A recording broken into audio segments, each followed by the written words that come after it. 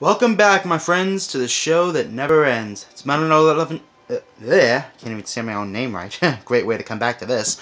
Metal Nut 1120, also known as Luke Lynch, welcoming you back to Let's Play Assassin's Creed 2. In the last part, we met Ezio Auditore, the assassin, for this and the following two games,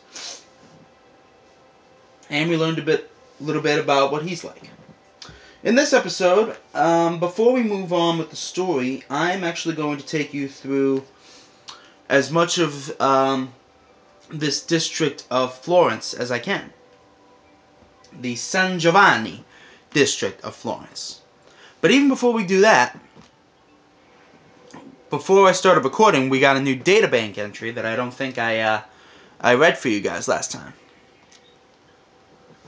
It's about the courtesans. Rebecca says, those girls are definitely available for hire. I bet you can use them as moving cover.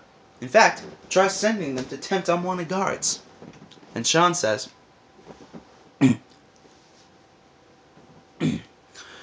prostitution was one of the most popular occupations for Renaissance women, whose only other options in most cases were staying with their families or living in a convent.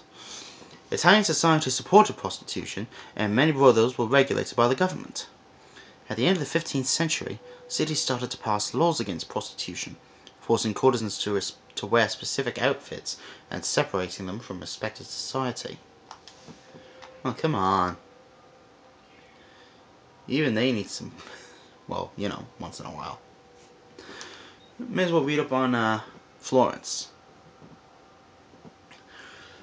Founded by Julius Caesar in 59 before the Common Era, or BCE, Florencia, as it was called by the Romans, quickly became a center of commerce. After the sacking of Rome in the 5th century, the Ostrogoths took over. Under their rule, the city was constantly under attack from the Byzantines.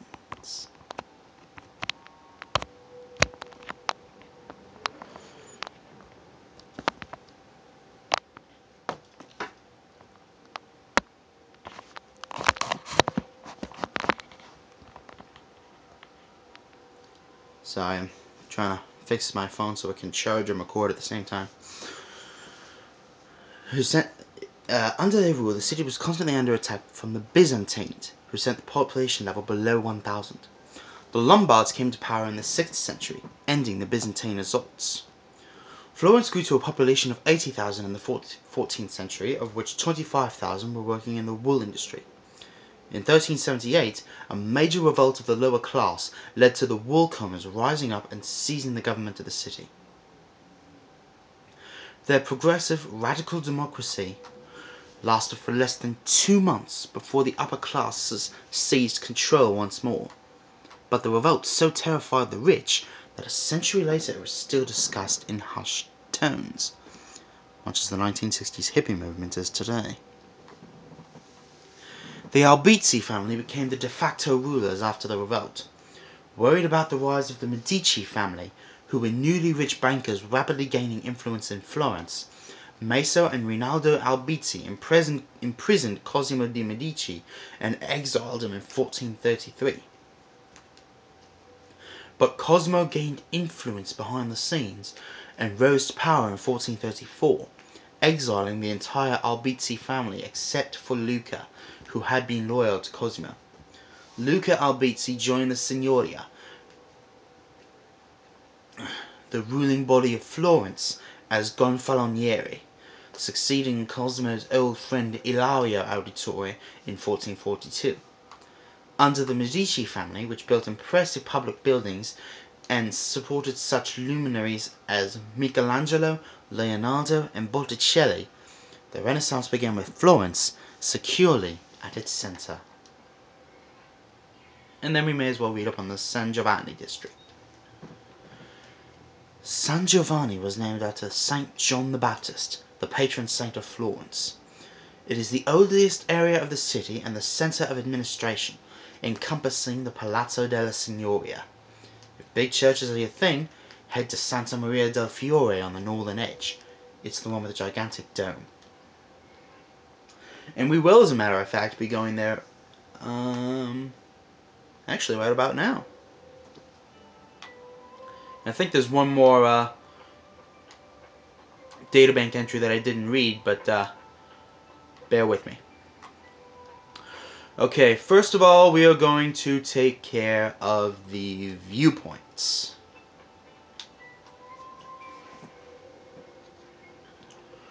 The first one we will go to is here.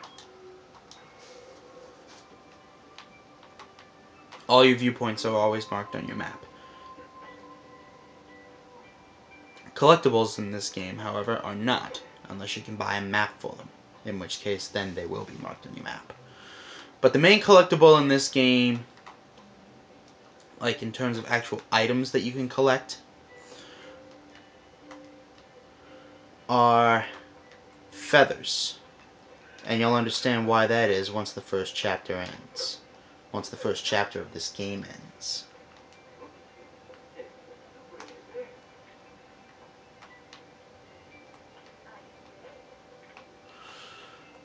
First viewpoint is right here. And you can actually see the Santa Maria del Fiore from here. Get on the ledge. There we go.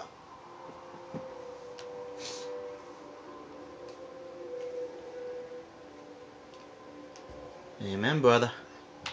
Leap of faith! Okay, I'm not going to turn into Chugga. At least not on this occasion. I just watched his Okami Let's Play recently, and I can't believe I gave up. And I'll tell you something. I feel like a complete and total dick for giving up on it 2 videos in the first time.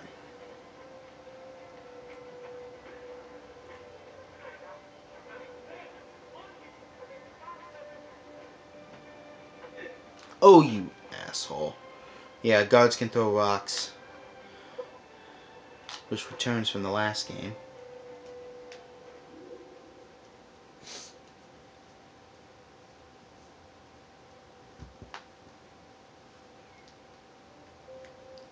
Actually, can we collect feathers before a certain point? I don't know. Anyways, Giotto's Campanile. Begun by Giotto di Bondone, the famous architect and painter, in 1334, this famous Gothic bell tower was incomplete when Giotto died. Andrea Pisano took over, and then, in 1348, was felled by the Black Death. In 1359, the tower was completed by Francesco Talenti, who deviated from Giotto's plan in his design of the upper 3 floors. He enlarged each floor to match the previous according to perspective, so when seen from below, all 3 floors seem to be exactly the same size. The tower is clad with white marble from Carrara, red marble from Siena, and green marble from Prato. It takes exactly 414 steps to reach the top, perhaps predicting Charles Messier's discovery of the Whirlpool galaxy exactly 414 years later. Or perhaps not.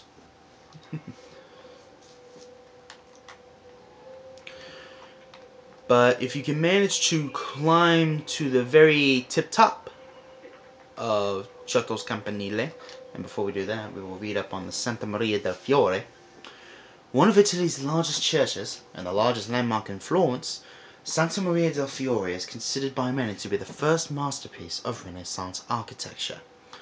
Although the church was designed by Arnolfo di Cambio in 1296, the dome was not started until the beginning of the 15th century. With Cambio long dead, none of the architects at that time had any idea how to construct such an enormous structure, since the use of buttresses was forbidden in Florence and mortar took several days to set. Excuse me. But all was not lost. In an amazing comeback story, Filippo Brunelleschi, an architect who had been defeated in an earlier bid to design the Baptistery doors, won the competition to build the dome. he beat out Lorenzo Ghiberti, the same artist he had lost to before. Brunelleschi invented machines to hoist the bricks needed for the dome up to the workers, and was able to construct the entire dome without using centering, a support structure to hold the dome in place while bricks were laid. Containing over 4 million bricks, the dome was completed in 1436. The lantern was added after Brunelleschi's death in 1446 and supposedly contains holy relics. However, there were several rumors that in fact an entire tomb of unknown origin is located inside.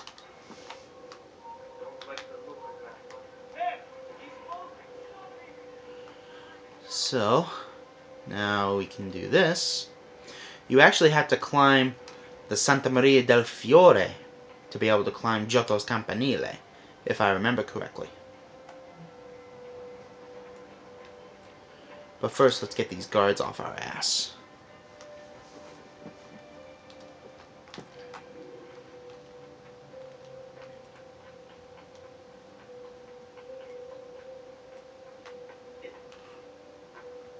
There we go. Now it should be a pretty smooth climb from here to the top. Unless I've totally forgotten something.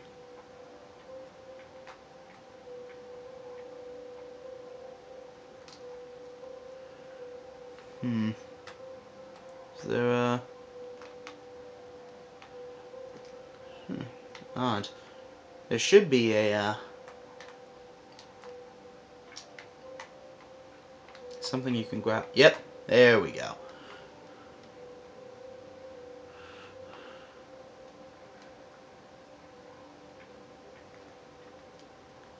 And now you're supposed to go in. And before we continue our climb, see if there's any chests we can grab.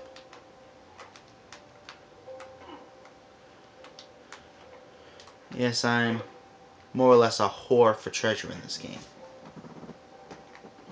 Thankfully, unlike the following game, Assassin's Creed Brotherhood, you don't have to worry about collecting treasure items, because every treasure chest in this game contains only Florence. So, you don't have to worry about any shop quests yet. Alright. Continuing the climb.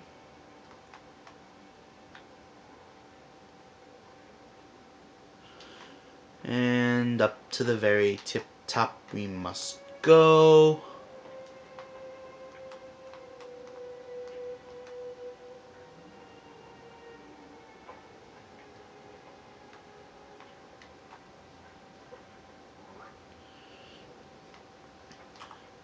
And right there.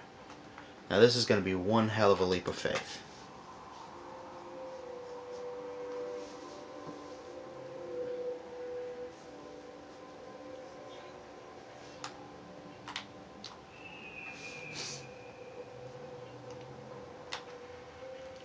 While we're over here, I may as well check on the feather that's supposed to be over here. Feather number 1 out of 100 in this game is located atop the crucifix, or just straight cross, whatever the hell you want to call it, which in turn is located atop the dome of Santa Maria del Fiore.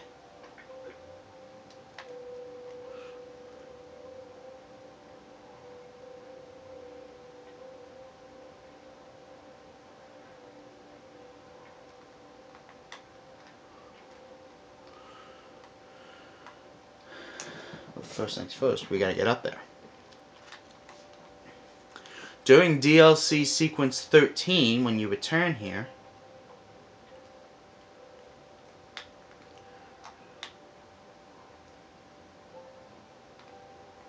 there we go. Okay. There's actually a crazed priest singing up here. And the song is actually kind of catchy. He's singing in Latin. And I've always been fascinated with other languages, especially dead languages.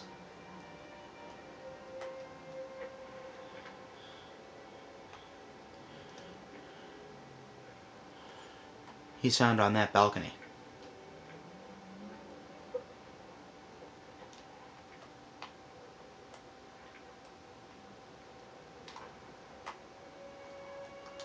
Huh.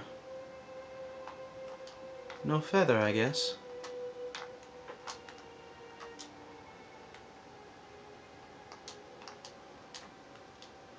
There is, however, a treasure box that you can grab, that you can loot.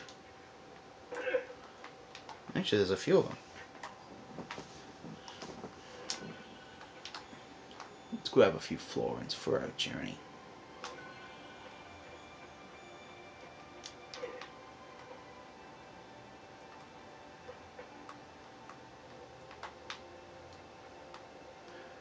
I'm not gonna make it. Right in front of it, too.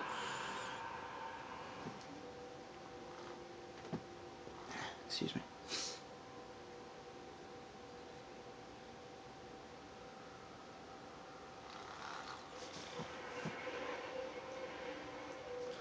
Alright, now,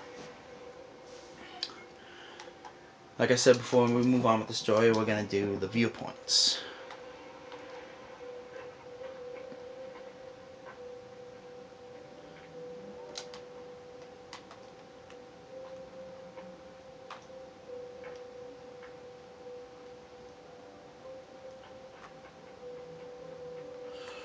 Ah, Palazzo della Signoria. Arnolfo di Cambio designed the Palazzo della Signoria, also known as the Palazzo Vecchio, in 1299 for the rulers of Florence, the Signoria. The Signoria was made up of 9 members, or priori, selected by the city's guilds, 2 from each district, and a gonfaloniere of justice. Members were supposed to be chosen by lot, but once the Medici family took power, only their friends seemed to end up in the drawing. Government by the people, right?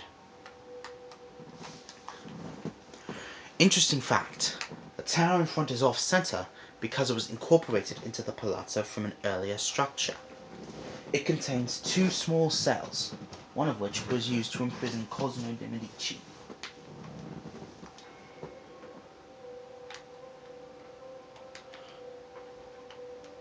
And as you may or may not have guessed, there's your viewpoint. We can get up there, but I don't know if it's from the front or not.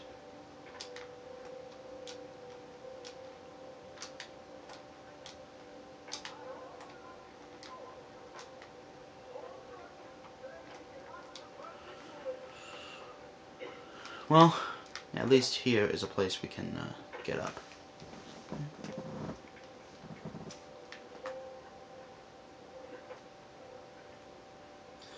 Man, I really hate having to